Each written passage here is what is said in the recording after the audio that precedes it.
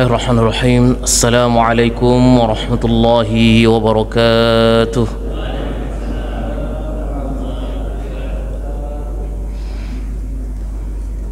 Innal hamdalillah nahmaduhu wa nasta'inuhu wa nastaghfiruhu wa nastahdihi wa na'udzu billahi min shururi anfusina wa sayyiati a'malina man yahdihillahu fala mudilla lahu wa man yudlilhu fala hadiya lahu. Asyhadu an la ilaha illallah wa asyhadu anna Muhammadan 'abduhu wa rasuluhu la nabiyya ba'dah. Allahumma shalli ala Muhammad wa ala alihi wa ashabihi wa man tabi'ahum bi ihsanin ila yaumiddin, amma ba'd. Faqala Allah ta'ala fi kitabihil karim: A'udzu billahi minasy syaithanir rajim. Yarfa'illahu alladhina amanu minkum walladhina utul ilma darajat. Wa qala Rasulullah sallallahu alaihi wasallam: Man salaka tariqan yaltamisu fihi 'ilman sahhalallahu lahu tariqan ilal jannah. Ma'asyiral muslimin, jamaah salat maghrib yang dimuliakan Allah Subhanahu wa taala. Mari kita bersyukur kepada Allah yang senantiasa mencurahkan taufiknya sehingga kita bisa hadir di dalam majlis ilmu. Kita menyempatkan waktu kita untuk bertalabul ilmi. Mari kita bermuayasyah, berinteraksi dengan ayat-ayat Al-Quran, firman-firman Allah beserta hadis-hadis Rasulullah sallallahu alaihi wasallam. Tak lupa juga kita haturkan salawat serta salam kepada Nabi kita Muhammad sallallahu alaihi wasallam. Kaum muslimin rahimakumullah, melanjutkan kajian hadis kita pada kitab Riyadhus Shalihin karya Al-Imam An-Nawawi rahimahullah. Jamaah sekalian rahimakumullah, kita akan mengkaji sebuah hadis, satu tema yang ditulis oleh Al-Imam An-Nawawi tentang tahrimul kibr wal i'jab, satu larangan yang mengharamkan untuk berbuat kesombongan serta membangga-banggakan diri kita. Kemudian jemaah sekalian, Al-Imam An-Nawawi rahimahullah ia mengutip ayat Al-Quran di dalam firman Allah surat Al-Qasas ayat 83. Allah berfirman, tilkad darul akhirah, negeri akhirat itu, naj'aluha lilladhina la yuriduna 'uluwan fil ardi wala fasadan wal 'aqibatu lil muttaqin.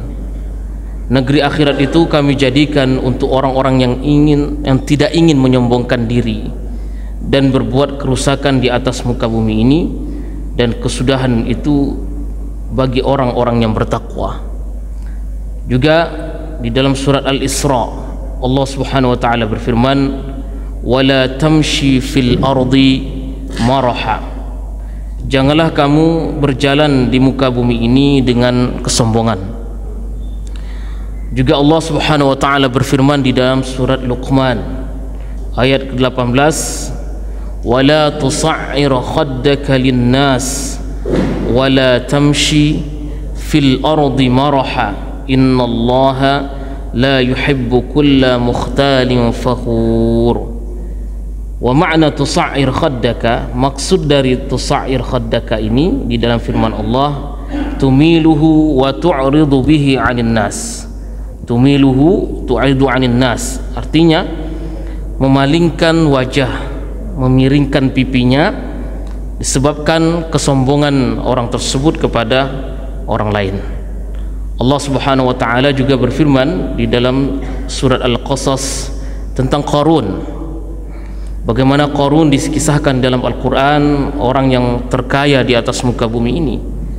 Inna Qaruna kana min qaumi Musa fabagha alaihim wa atainahu minal kunuzi ma inna mafatihahu litanu'u bil usbati ulil quwwati idh qala lahu qaumuhu la tafrah innallaha la yuhibbul farihin fa khasafna bihi wa bidarihil ard.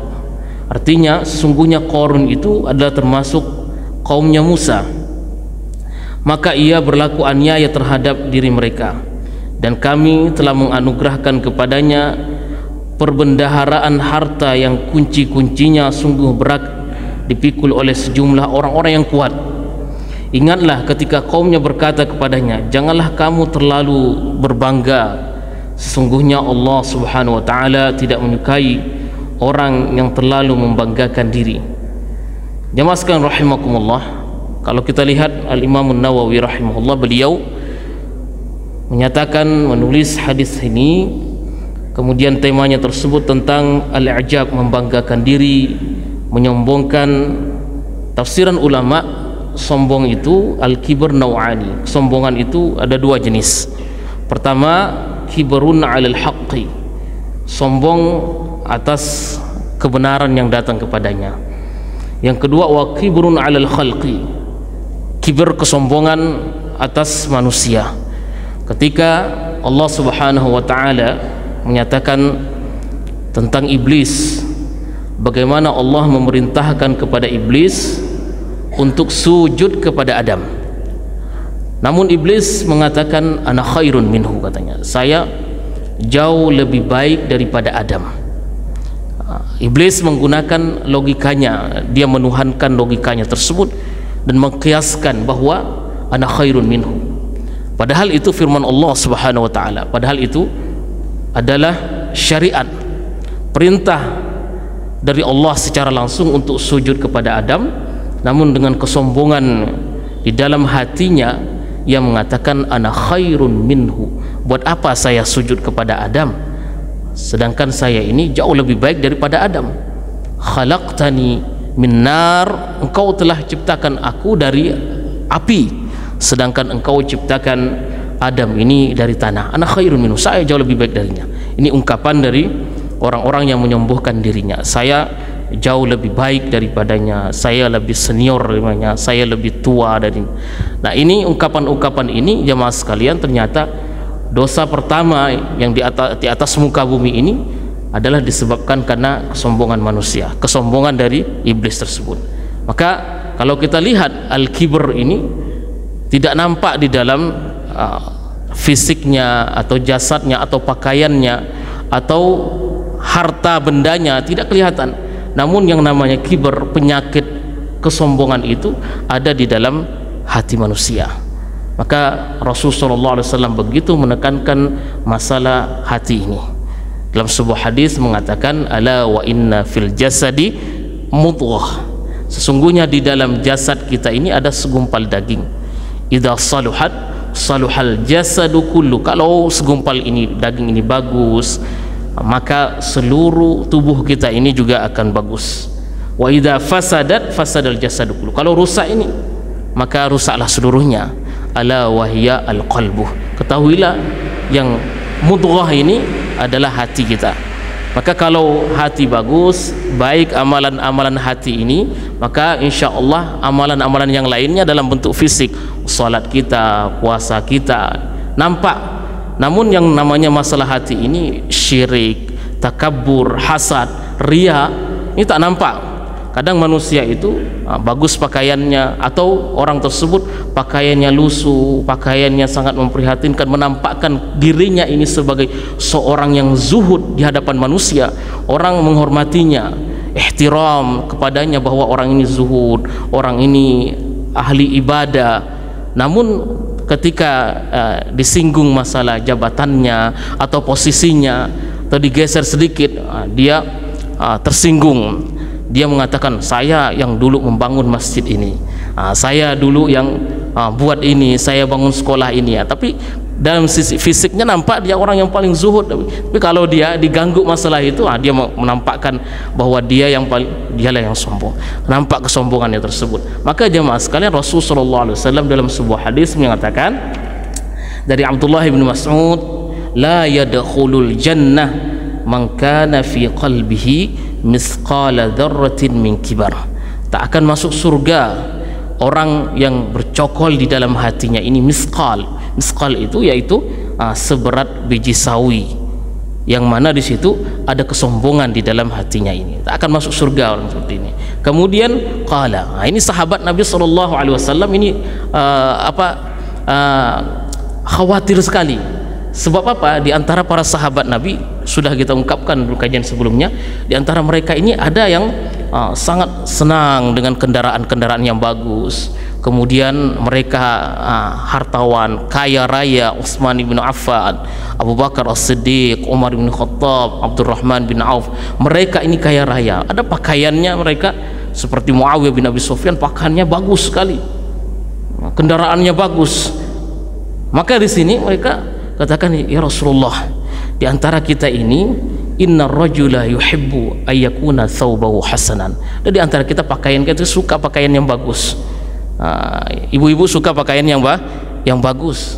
Maka pakaian yang bagus ini dalam Islam, yang terbaik pakaian itu adalah pakaian warna putih.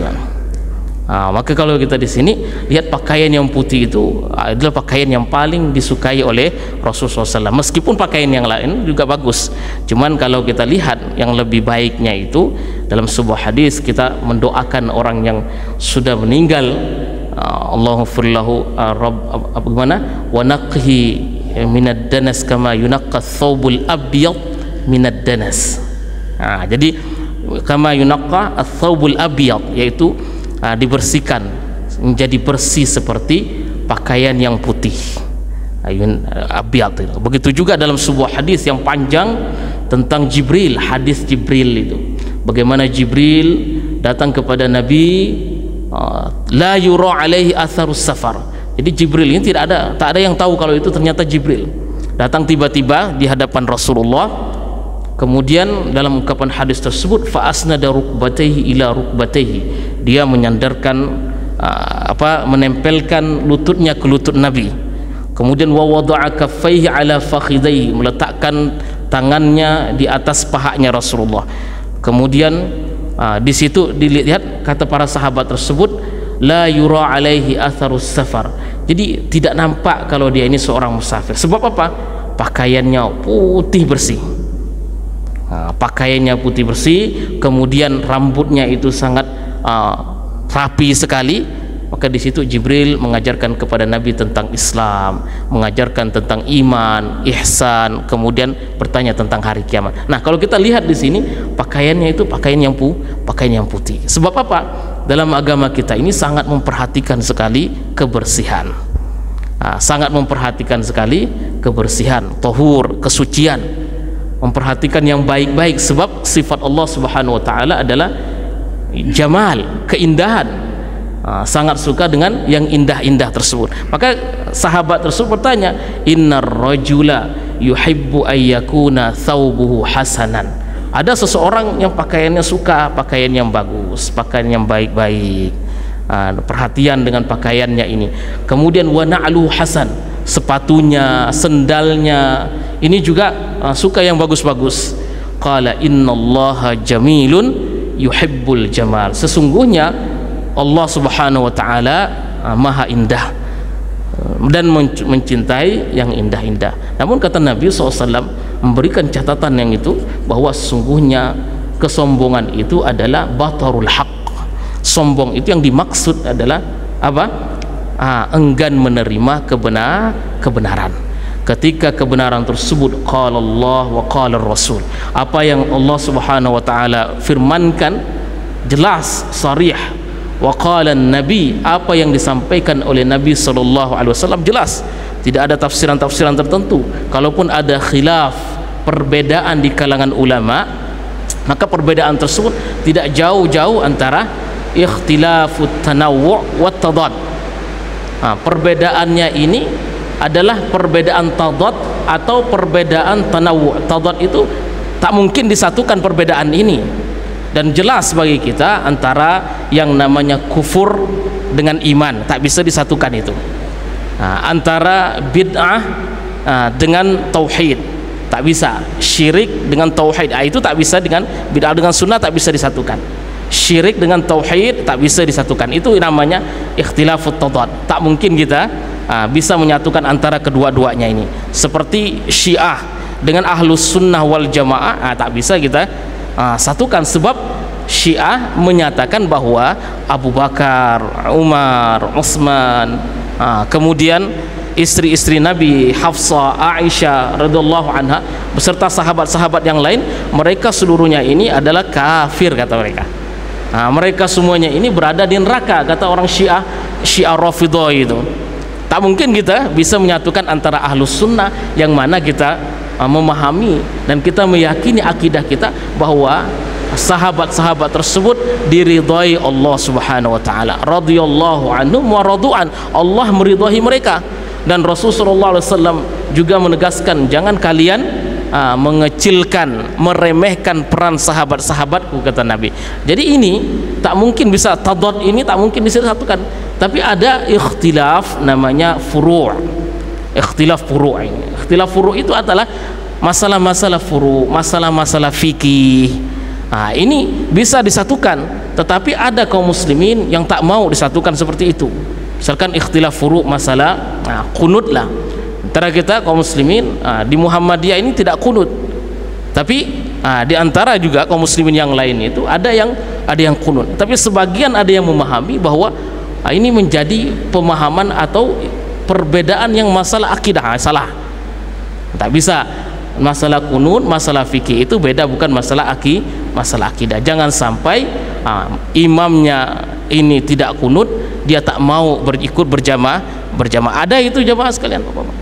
Ada yang tak mau ikut seperti itu. Bahkan dinisbahkan orang-orang yang tak kunut ini kepada Wahabi misalnya, atau kepada Salafi. Tidak bisa, sebab mayoritas banyak pemeluk Islam di atas muka bumi ini, mayoritas muslim itu tidak kunut itu.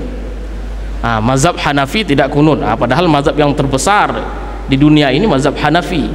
Mazhab Maliki tidak kunut, juga Hambali tidak kunut, kecuali Syafi'i. Artinya jemaah sekalian, ikhtilaf seperti ini ketika ada satu kebenaran atau dalil sampai kepada kita semua, selama dalil tersebut sahih, benar, maka tidak boleh kita menolaknya, tidak boleh kita mengedepankan akal kita, kemudian kita mengatakan bahwa dalil ini tak sesuai dengan zaman sekarang ini, padahal dalil itu sahih. Mungkin jemaah sekalian akal kita yang tak mampu sampai di situ, akal kita yang tumpul ini, akal manusia pendek akalnya, tak bisa menjangkau, mungkin sekarang ini tak bisa dicerna sama dia, tak bisa digali, tapi generasi setelahnya itu bisa menggali makna-makna hadis tersebut, makna sunnah ini. Maka kita di dalam Islam kita istislam, kita ini hanya pasrah dan tunduk apa yang Allah dan Rasulnya sampaikan kepada kita semua. Qala Allah wa qala ar-Rasul. Oleh sebab itu Al-Quran mengatakan la yu'minuna hatta yuhakkimuka fima syajara bainahum. Tidak beriman mereka ini sampai menjadikan engkau wahai Muhammad sallallahu alaihi wasallam menjadi hakim bagi mereka, menjadi penengah di antara mereka ini ketika mereka berselisih. Wala yajiduna fi sudurihim harajam mimma qadaita wa yusallimu taslima. Dan ketika engkau memutuskan perkara wahai Muhammad, mereka tidak mendapatkan di dalam diri mereka ini satu keraguan sedikit pun.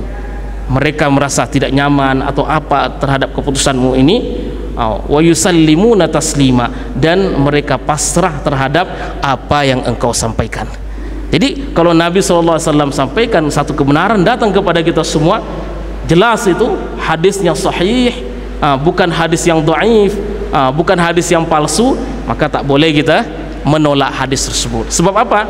Berarti kalau kita menolaknya ada kesombongan di dalam diri kita jemaah sekalian, ada kesombongan itu. Maka perlu, kalau orang yang hatinya bersih, tidak ada syubhat di situ, tidak ada masalah, hatinya, otaknya itu bersih, maka pasti dia akan menerima hadis itu, pasti dia akan menerima sunnah Rasul sallallahu alaihi wasallam.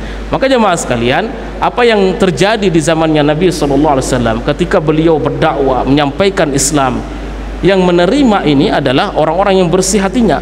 Rasulullah sallallahu alaihi wasallam 13 tahun beliau di Mekah itu mentazkiyah, membersihkan hati-hati sahabatnya itu, mentazkiyahnya dengan apa?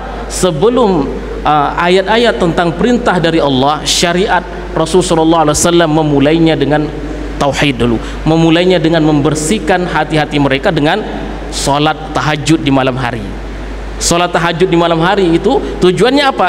Ketika mereka mampu sholat di tengah malam, Artinya hatinya, tak semuanya orang mampu sholat tengah malam itu, qiyamul lail. Sedikit dari kita, hanya orang hatinya bersih yang mereka bisa bangun di tengah malam. Ketika hati mereka bersih, mereka sudah terbiasa dengan sholat malam tersebut, dengan jumlah rakaat-rakaat tertentu yang Rasulullah SAW ajarkan. Belum ada syariat sholat 5 waktu, belum ada. Barulah muncul turun tentang syariat sholat 5 waktu. Disitulah dakwah digencarkan. Tidak ada istilahnya jihad, tidak ada perintah ini perintah itu, cukup perintahnya adalah sholat malam. Maka ketika Allah Subhanahu wa taala menyampaikan firman-Nya, kemudian Rasulullah SAW menyampaikan hadis-hadis tersebut, sabda Rasulullah, maka yang menolaknya itu ternyata orang-orang yang berada di Mekah, tokoh-tokoh yang ada di Mekah itu. Apa penyebabnya itu? Penyebab Abu Jahal tak mau menerima Rasulullah SAW disebabkan kesombongan. Sebab kata Abu Jahal, masa kita ini mau menerima Muhammad yang lain dari kabilah kita? Kabilahnya adalah kabilah Bani Hashim, sedangkan kita kabilah kita lain. Kabilah dia beda. Kata Abu Jahal, Abu Jahal mengatakan, dia kan antara keluarga sebenarnya ini. Abu Jahal, kabilahnya dulunya satu semuanya, satu kabilah dari satu kakek. Cuman selanjutnya mereka satunya kabilah Bani Muttalib, satunya kabilah Bani Abdi Syams. Jadi mereka sebenarnya masih keluarga tuh. Ketika mereka berlomba-lomba dibagi-bagi ini kota Mekah, yaitu Ka'bah itu dibagi-bagi kepengurusannya. Bani Abdi Syams mengurus masalah memberikan makanan. Bani Abdi Syams, keluarga-keluarga Banu Syams ini. Kemudian Banu Abdul Talib ini, Banu Talib ini mengurusi masalah kunci Ka'bah, yang mengurusi apa yang ada di dalam Ka'bah. Nah, ketika mereka berdua ini mampu untuk bersaing, mereka memberi makan satunya ini. Namun ketika Banu Abdul Muttalib memiliki seorang nabi, sedangkan Banu Abdul Syams tak ada nabi. Katanya, dulu kita mampu bersaing dengan nabi, tapi sekarang dia punya nabi, kita tak punya nabi. Akhirnya Abu Jahal pun tak mau menerima Nabi SAW, dan yakin mereka bahwa apa yang disampaikan Rasulullah itu benar.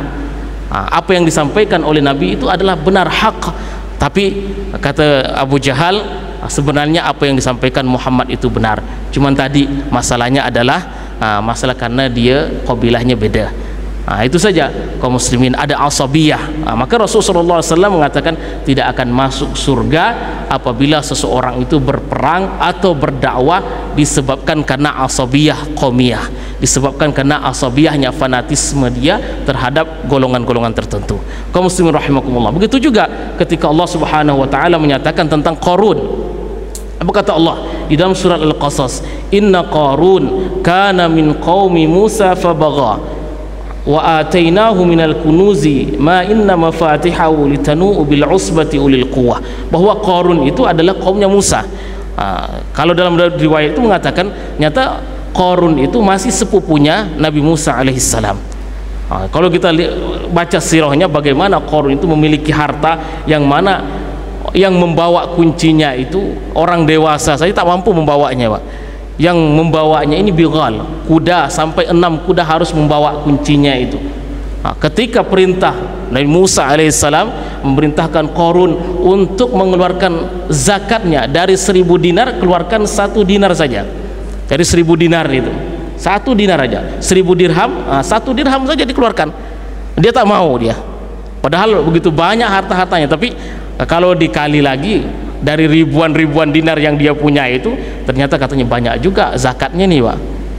Berat dia untuk mengeluarkan zakat. Dari situlah dia mengatakan bahwa saya tidak akan pernah mengeluarkan zakat, saya tidak akan memberikan harta ini kepada Musa. Dan dia juga mendorong, memotivasi orang, memprovokasi orang-orang supaya memusuhi Musa. Sebab di sini Musa ini alasannya aja untuk mengeluarkan zakat itu, mengambil zakatnya, tapi untuk pribadi dia sendiri. Ini ternyata kemudian Allah Subhanahu wa taala menenggelamkan Qarun dalam firman Allah, fa khasafna bihi wa bidarihil arda fama kana lahu min fi'atin yansurunahu min dunillah wa ma kana minal muntasirin. Allah Subhanahu wa taala tenggelamkan Qarun beserta rumahnya di dalam bumi, maka tidak ada baginya satu golongan pun yang menolongnya terhadap azab Allah Subhanahu wa taala.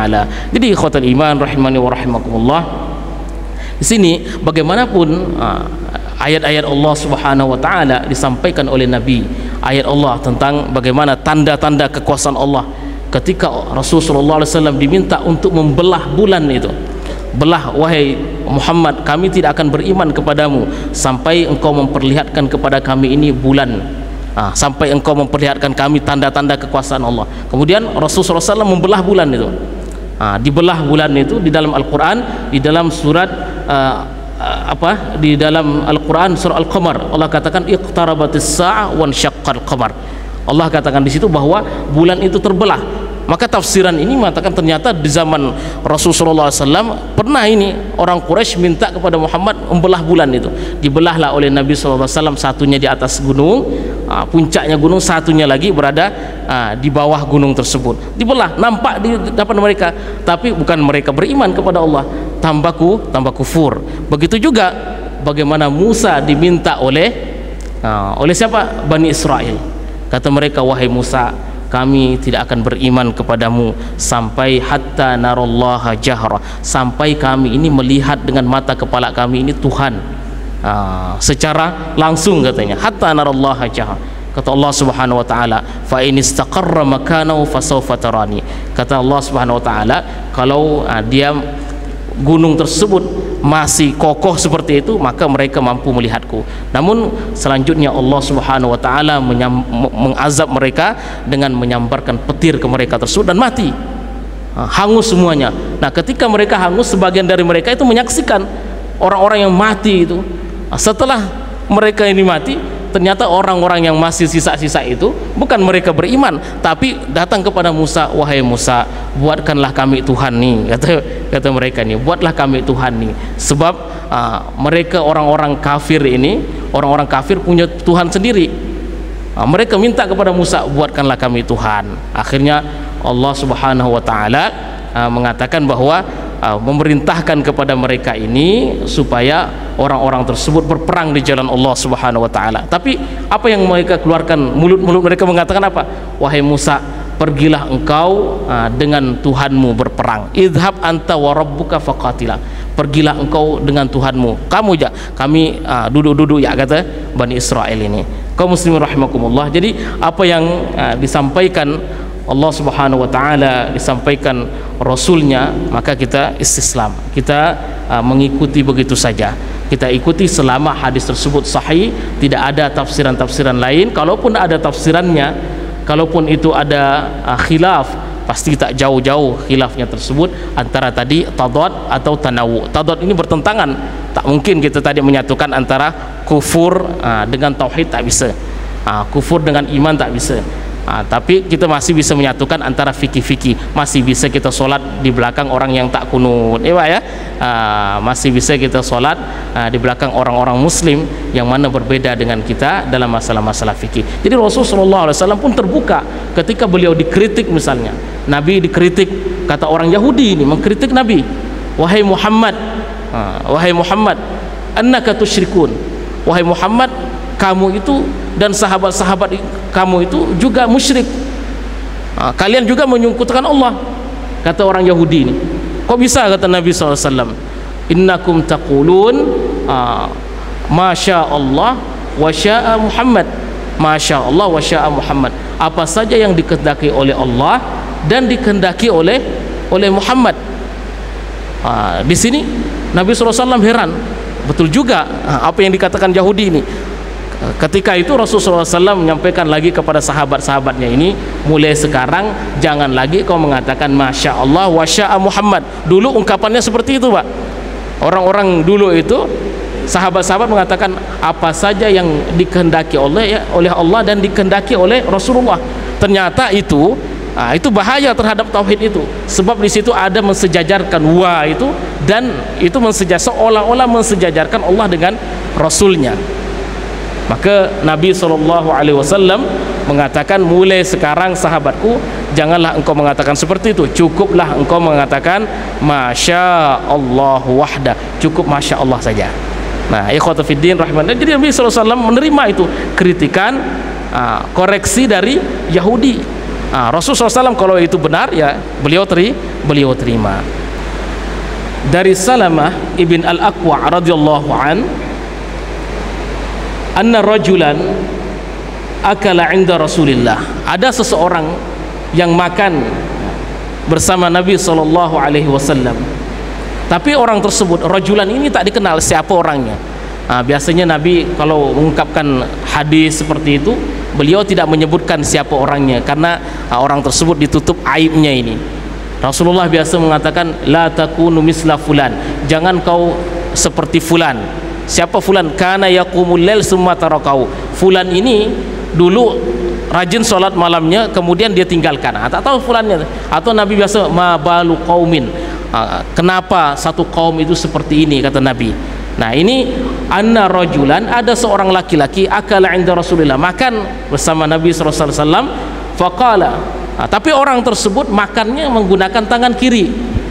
Kalau kita ini kan harus makan menggunakan tangan kanan, tak boleh kita makan tangan kiri. Kenapa? Fa inna syaitan ya'kulu bishimali, karena syaitan itu menggunakan tangan kirinya, maka kita menggunakan tangan kanan. Nah Rasulullah menegur orang ini, kata Nabi, kul biyaminika, makanlah menggunakan tangan kananmu. Faqala la astati, padahal dia tangannya lengkap, tangannya bagus, lengkap semuanya. Cuman mungkin kebiasaan dia ini, biasa kan ada orang kebiasaan kidal, Pak. Nulis kidal, kemudian megang sendok pakai kidal, apapun dia pakai ke tangan kiri. Nah sebenarnya kalau dia rubah bisa kalau ketika makan itu. Nah orang ini begitu juga, kata Nabi, makanlah engkau menggunakan tangan kananmu. Kata orang tersebut, ya Rasulullah, saya tak bisa. Qala lastata'ta, kamu tak bisa. Nah kata Nabi SAW, kamu lastata'ta, ini seperti ungkapan sekarang benar-benar aku tak bisa, kata Nabi. Seperti ungkapan Rasulullah itu marah kepada orang tersebut, lastata'ta. Kemudian ma mana'u illal kibr, sebenarnya apa yang dilakukan orang tadi tersebut sebenarnya bukan dia tak mampu, bisa aja dia, karena masih bisa dirubah gitu. Cuman kata Nabi, apa yang dia lakukan ini bukan tak bisa, karena ada kesombongan sebenarnya, sombong dia, tak mau ikut perintah Rasulullah SAW. Kalau Nabi mengatakan itu ikut ya, ikut kata Nabi. Cuman orang ini tak mau, maka mulai dari saat itulah ma rafa'ha ila fihi, tak mampu orang ini mengangkat tangannya ke mulutnya. Jadi tangan tadi yang digunakan itu tak bisa digunakan lagi. Nah ini jemaah sekalian, hadis ini diriwayatkan oleh Al-Imam Muslim. Nah adapun penjelasannya ini adalah masalah fi babil muhafadzah ala sunnah. Ini menunjukkan, mengisyaratkan kepada kita untuk senantiasa memegang sunnahnya Rasulullah SAW. Agar apa? Agar kita ini jangan sampai ketika kita menyelisihi sunnah Nabi, kita ini jauh dari kebenaran. Sehingga kalau kita menyelisih sunnah Nabi, kita akan mendapatkan fitnah. Fitnah itu apa? Kita dipalingkan daripada kebenaran yang datang kepada kita semua. Dalam sebuah hadis misalnya, dalam sebuah pertanyaan, Imam Malik ditanya. Imam Malik ini imam Darul Hijrah, imam yang tinggal di Madinah. Ada imam pertama kan Abu Hanifah, kemudian yang kedua mazhab Maliki, yaitu Imam Malik. Yang ketiga mazhab Syafi'i, yaitu Imam Syafi'i. Yang ketiga adalah Ahmad ibn Hanbal. Nah Imam Malik rahimahullah ketika ditanya oleh seseorang, wahai Imam Malik, di manakah saya harus memulai ihram saya? Kata Imam Malik, mulailah engkau di Zulhulaifah. Kata Imam Malik, Bir Ali, Zulhulaifah, mulai di situ. Sebab Rasulullah SAW memerintahkan mulai ihramnya di situ, di miqat itu. Kata orang tersebut, saya ingin memulainya di masjidnya Nabi SAW, Masjid Nabawi. Kalau kita lihat Masjid Nabi itu utamanya luar biasa. Rasulullah jelaskan keutamaannya, solat di Mekah, solat di Masjid Nabawi sekian, solat di Masjid Al-Aqsa sekian. Nah, orang ini berkesimpulan bahwa kalau saya memulai ihram itu di Masjid Nabi, wah jauh lebih baik ini. Kata Imam Malik, jangan kau lakukan seperti itu, sebab Rasulullah tak melakukannya. Rasulullah memulainya di situ Zulhulaifah, padahal tempat tersebut tak ada keistimewaan apa-apa. Zulhulaifah itu ada keistimewaan apa-apa, cuman Rasulullah jangan mulai di situ. Tapi kalau dibandingkan Masjid Nabawi, jauh lebih mulia Masjid Nabawi. Nah orang ini mengatakan, saya mau mulai. Kata Imam Malik, jangan kau mulai. Kalau gitu saya mau mulai di sisi kuburannya Nabi, ada kuburan Nabi, jangan kau lakukan. Akhsya an tusibaka fitnah, saya khawatir engkau akan ditimpa fitnah. Kata fitnah ini bukan artinya fitnah kita menuduh orang, bukan Pak. Fitnah ini kata Imam Malik, akhsha an tusibaka fitnah ayyu a'zam min fitnatin an taf'al wa kana an-nabi qassaraha. Dalam ungkapannya seperti itu. Fitnah mana yang lebih besar yang engkau menyangka bahwa engkau lebih baik daripada Nabi, yang Nabi SAW tidak melakukannya tapi kau sendiri melakukannya. Padahal Nabi SAW jauh lebih takut kepada Allah, jauh lebih bertakwa kepada Allah Subhanahu Wa Taala daripada engkau. Tapi engkau mengatakan seolah-olah engkau nyatakan, wah saya lebih baik daripada Nabi. Saya tempat saya memulainya di Masjid Nabawi. Ini jemaah sekalian, di sini dalam hadis ini kalau kita lihat Nabi mengatakan bahwa perintah Nabi itu makan menggunakan tangan kanan. Sedikit saja dia ini tak mau ikut perintah Nabi, tak mau ikut sunnah Nabi SAW, itu berarti ada, padahal itu benar datangnya, hak, hadis jelas, sunnah jelas, cuman tak mau dia ikut. Apa masalahnya sebenarnya itu? Masalah tak ada yang lain, masalahnya hati kita mungkin bermasalah. Mungkin hati kita harus ditanyakan, betul lah hati saya ini bersih apa enggak? Kalau hati kita bersih, pasti kita akan mengikuti itu apa yang dikatakan Nabi, pasti kita akan ikut sunnahnya Nabi Sallallahu Alaihi Wasallam. Begitu. Itu tak mungkin kalau hati kita kotor itu mau ikut sunnah, tak mungkin. Sebab yang mengikuti sunnah ini pasti orang-orang yang hatinya bersih. Kaum muslimin rahimakumullah, di sini kita bisa menyambung kesimpulan bahwa memang Rasulullah SAW menekankan dalam sebuah hadis, alaikum bisunnati. Alaikum bisunnati. Dalam hadis mengatakan bahwa wa'addu 'alaiha bin nawajis, kata Nabi, gigit itu. Ya kalau gigit berarti gigit dengan geraham kita, gigit dengan sangat kencang. Itu sunnah Nabi Sallallahu Alaihi Wasallam. Jangan sampai kita sudah diberi hidayah oleh Allah kemudian kita disesatkan. Na'udzubillah. Barakallahu fikum ajma'in. Aqulu qawli hadza astaghfirullah li wa lakum. Subhanakallahumma wa bihamdika nasyhadu an la ilaha illa anta nastaghfiruka wa natubu ilaik. Assalamu alaikum warahmatullahi wabarakatuh.